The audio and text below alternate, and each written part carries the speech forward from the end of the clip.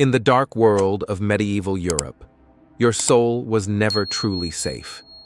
The Catholic Church didn't just control your life, it controlled your afterlife. And they had a list. A terrifying catalog of sins so deadly that committing just one could send you straight to hell for eternity. But these weren't the sins you might expect. While murder and theft were certainly condemned, the medieval church was obsessed with sins that sound almost innocent today.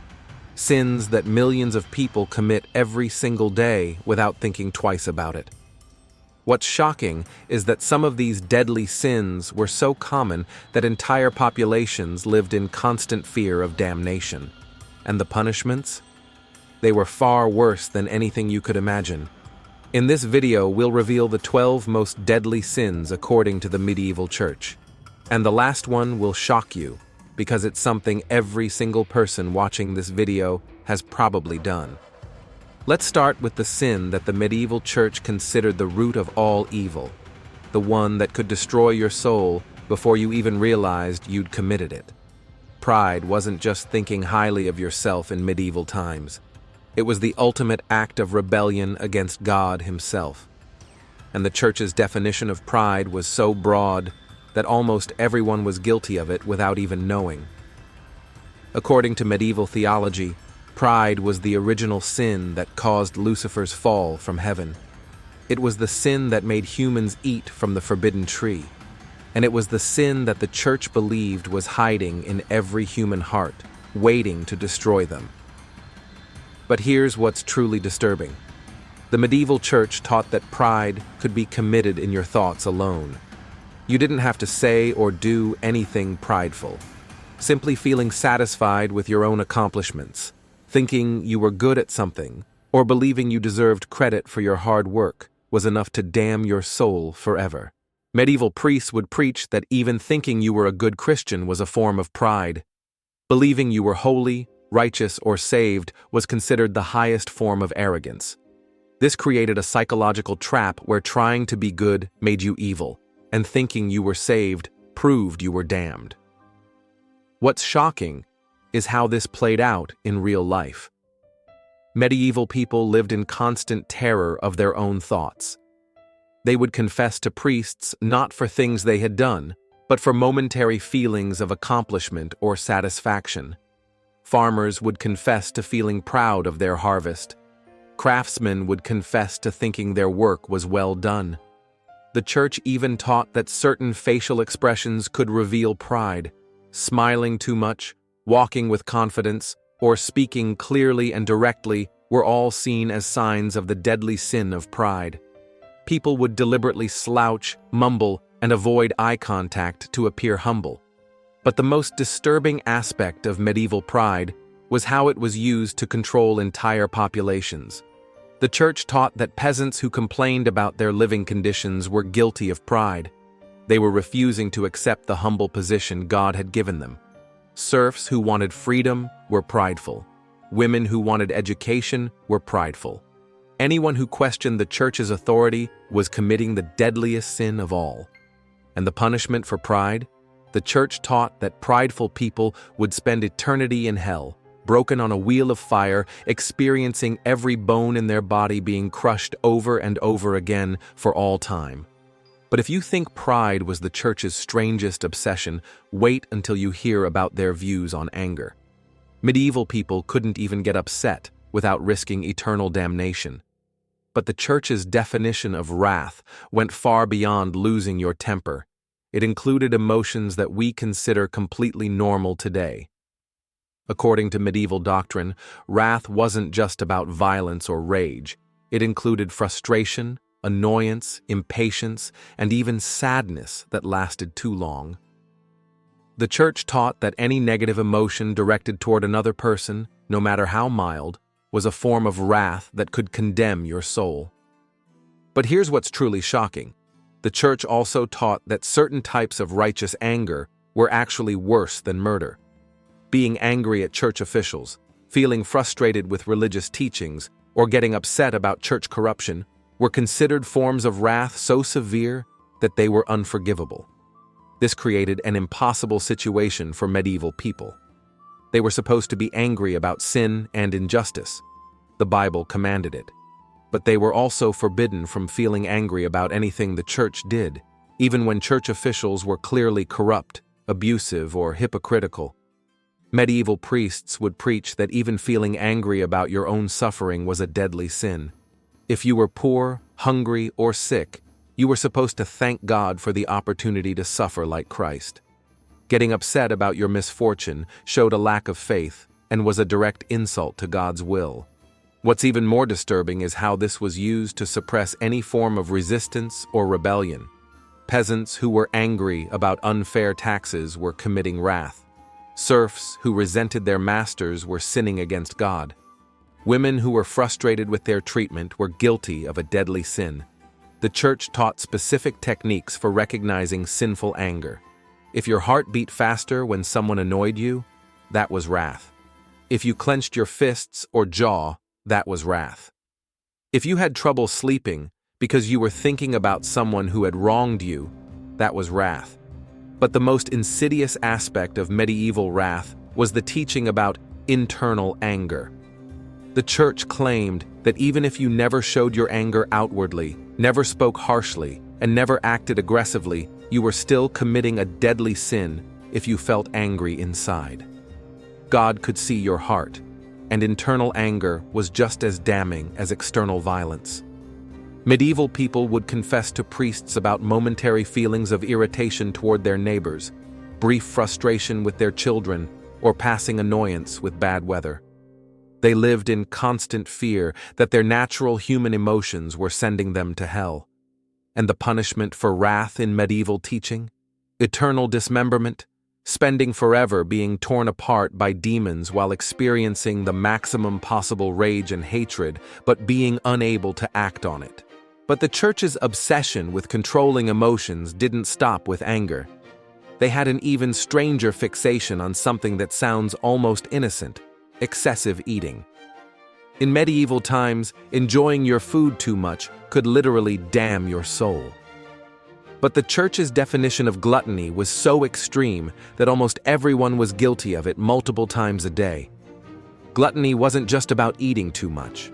According to medieval doctrine, you could commit this deadly sin by eating too quickly, eating too slowly, eating too fancy food, eating too plain food, eating at the wrong time, or eating for the wrong reasons. The church taught that there were 5 specific ways to commit gluttony. Eating before the designated mealtimes, even if you were starving, was sinful. Eating more than the bare minimum needed for survival was sinful.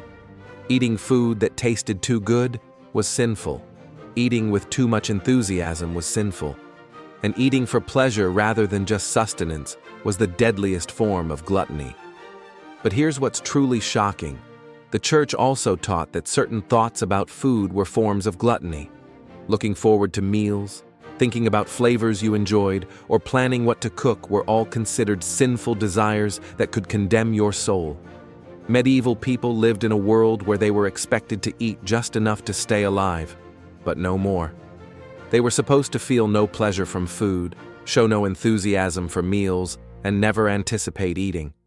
Food was supposed to be consumed mechanically, joylessly, like taking medicine. What's even more disturbing is how this played out during feast days and celebrations. The church would command people to celebrate religious holidays with special meals, but then condemn them for enjoying those meals too much. Medieval people had to walk an impossible line. They had to participate in food-based celebrations while showing no pleasure in the food itself. The church even had specific rules about how to eat without committing gluttony. You were supposed to chew slowly and think about Christ's suffering with every bite. You were supposed to remember the poor and feel guilty for having food at all. You were supposed to pray between bites and never let yourself feel satisfied. But the most insidious aspect of medieval gluttony was how it was used to control the poor. The church taught that people who complained about being hungry were guilty of gluttony. They were showing too much desire for food.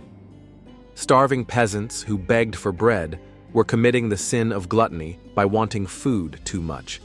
Medieval people would confess to priests about enjoying the taste of their meager meals, feeling hungry between designated eating times, or looking forward to special occasion foods. They lived in constant fear that their most basic biological needs were sending them to hell. And what did the church teach was the punishment for gluttony? Eternal force-feeding of rats, snakes, and toads in hell, while experiencing constant nausea but never being able to vomit. But if controlling what people ate seems extreme, the church's next deadly sin was even more invasive. They wanted to control what people owned, earned, and desired. In medieval times, wanting things was a sin. Not stealing, not cheating, not lying, just wanting. The church called this greed, and their definition was so broad that it made almost every human desire a pathway to hell. According to medieval doctrine, greed wasn't just about money or expensive items. It included wanting better living conditions, desiring nicer clothes, hoping for more food, wishing for comfort, or even wanting basic necessities that you didn't currently have. The church taught that any attachment to material possessions was a form of greed. This included things that were clearly necessary for survival, wanting a warmer coat in winter, desiring a sturdier roof over your head, or hoping for shoes that didn't have holes were all considered sinful desires. But here's what's truly shocking. The church also taught that working to improve your situation was a form of greed. Peasants who tried to save money were greedy. Craftsmen who wanted to expand their businesses were greedy. Anyone who wasn't satisfied with their current level of poverty was committing a deadly sin. Medieval people were taught that wanting anything more than the absolute bare minimum needed for survival showed a lack of faith in God's provision. If God wanted you to have something, He would give it to you. If you didn't have it, then God didn't want you to have it. Wanting it anyway was rebelling against God's will. What's even more disturbing is how this was applied to different social classes. The church taught that poor people who wanted to be less poor were greedy, but wealthy people who wanted to keep their wealth weren't greedy. They were just accepting God's blessings. The sin of greed was used almost exclusively to keep poor people poor. The church had specific teachings about proper desires versus greedy desires. It was acceptable to want food if you were literally starving, but only enough food to prevent immediate death. It was acceptable to want shelter if you were freezing, but only the most basic protection from the elements. Wanting anything comfortable, pleasant, or enjoyable was greed. Medieval priests would teach that even looking at nice things with appreciation was a form of greed. Admiring beautiful architecture, enjoying the sight of fine clothing, or appreciating craftsmanship were all signs of sinful attachment to worldly possessions. But the most insidious aspect of medieval greed was how it was used to make people grateful for terrible living conditions. The church taught that complaining about poverty, hunger, cold, or discomfort was proof of greed. People were expected to thank God for their suffering and feel guilty for wanting relief. Medieval people would confess to priests about wanting warmer clothes, hoping for better food, or wishing they had more comfortable beds. They lived in constant fear that their natural desire for basic comfort was damning their souls. And the punishment for greed, according to medieval teaching? Being buried alive in boiling oil for eternity, while being shown everything you ever wanted, but never being able to reach it. But the church's control over medieval minds went even deeper than controlling their desires for material things. They wanted to control something even more personal, their relationships and attractions. Medieval lust wasn't just about adultery or promiscuity. The church's definition of this deadly sin was so extreme that it made almost all sexual thoughts and feelings into pathways to hell, even between married couples. According to medieval doctrine, lust included any sexual thought, feeling, or desire that wasn't specifically for the purpose of creating children within marriage. This meant that finding your own spouse attractive was sinful. Enjoying physical intimacy with your husband or wife was sinful. Even thinking about your spouse in a sexual way was a deadly sin. The church taught that sexual desire itself was evil, regardless of context. They believed that sex was contaminated by original sin, and that any pleasure derived from it was proof of humanity's fallen nature. Even married couples were supposed to engage in sexual activity with no enjoyment whatsoever. It was meant to be a grim duty, performed solely for procreation. But here's what's truly shocking. The church also taught that certain times, positions, and circumstances made marital sex sinful even when trying to conceive children. Sex on Sundays was lust. Sex during religious seasons was lust. Sex during pregnancy was lust. Sex when the woman was menstruating was lust. Sex in any position other than the most basic was lust. Medieval married couples were given lists of hundreds of days throughout the year when sexual activity would be sinful. During Lent, Advent, before major religious holidays, during religious fasting periods, and on the days of various saints, marital intimacy was forbidden. What's even more disturbing is how this affected medieval marriages. Couples were taught to feel guilty about physical attraction to each other. They were supposed to avoid eye contact, physical affection, and intimate conversation because these could lead to lustful thoughts. Many medieval marriages were essentially business partnerships where the spouses barely touched each other. The church had specific teachings about recognizing lustful thoughts.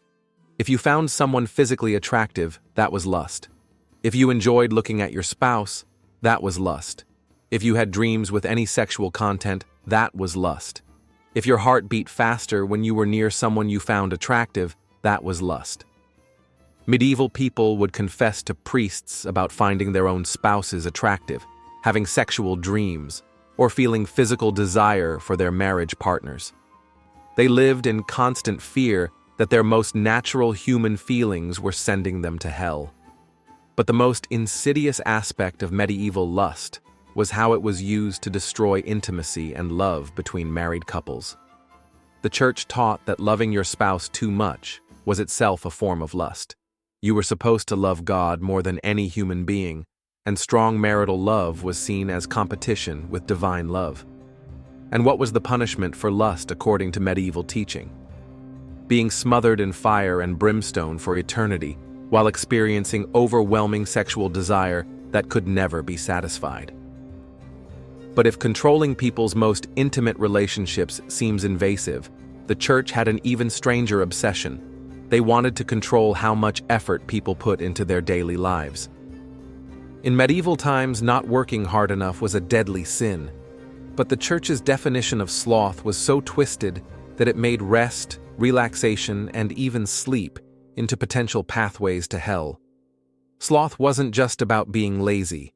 According to medieval doctrine, sloth included taking any more rest than absolutely necessary, enjoying leisure activities, spending time on non-productive pursuits, or failing to be constantly engaged in either physical labor or religious devotion. The church taught that humans were supposed to be working or praying every waking moment. Any time spent on personal enjoyment, relaxation, or entertainment was considered slothful. This included things like listening to music for pleasure, playing games, telling jokes, or even having casual conversations that weren't about religious topics. But here's what's truly shocking. The church also taught that sleeping more than 4 to 6 hours per night was a form of sloth. They believed that excessive sleep was a sign of spiritual weakness and that truly holy people needed very little rest. Medieval people lived in constant exhaustion, afraid that getting enough sleep to function properly was a deadly sin. What's even more disturbing is how this was applied to different types of work. The church taught that only certain kinds of labor were acceptable to God. Physical work that benefited others was holy. Intellectual work that wasn't directly religious was suspicious. Creative work was often considered slothful because it wasn't practical. Medieval people were taught that enjoying their work was a sign of sloth. If you liked what you did for a living, you probably weren't working hard enough or sacrificing enough. Work was supposed to be difficult, unpleasant, and exhausting. Finding satisfaction in your labor showed that you weren't properly devoted to God. The church had specific rules about what constituted proper versus slothful behavior. Reading for pleasure was slothful. Taking walks for enjoyment was slothful. Playing with children for more than a few minutes was slothful. Even maintaining your appearance beyond basic cleanliness was considered slothful because it took time away from productive work. But the most insidious aspect of medieval sloth was how it was used to extract maximum labor from the poor. Peasants and serfs were taught that complaining about exhaustion was slothful. Wanting shorter work days was slothful. Asking for rest breaks was slothful. The sin of sloth was used to justify working people literally to death. Medieval people would confess to priests about taking too long to get out of bed, enjoying a moment of rest during the day, or spending time on activities that brought them pleasure. They lived in constant fear that their most basic human needs for rest and enjoyment were damning their souls.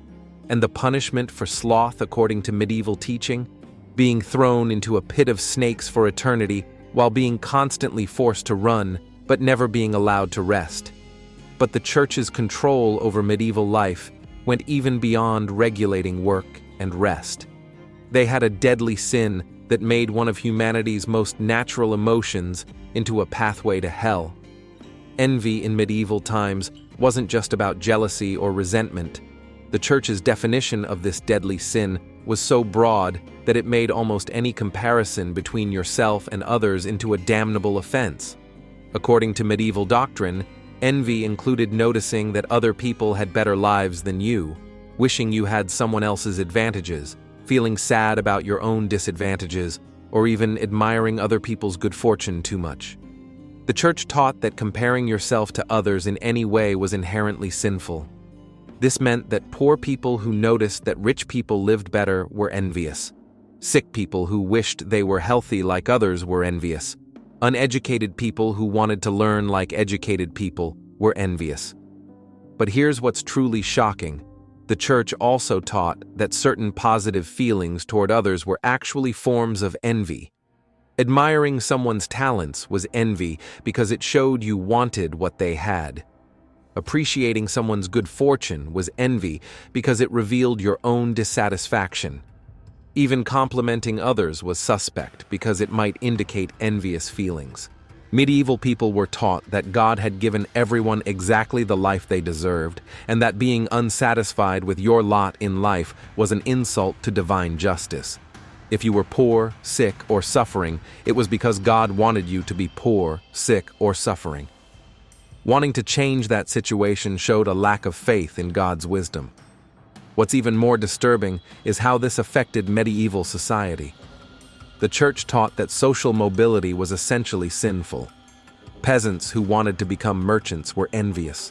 Merchants who wanted to become nobles were envious.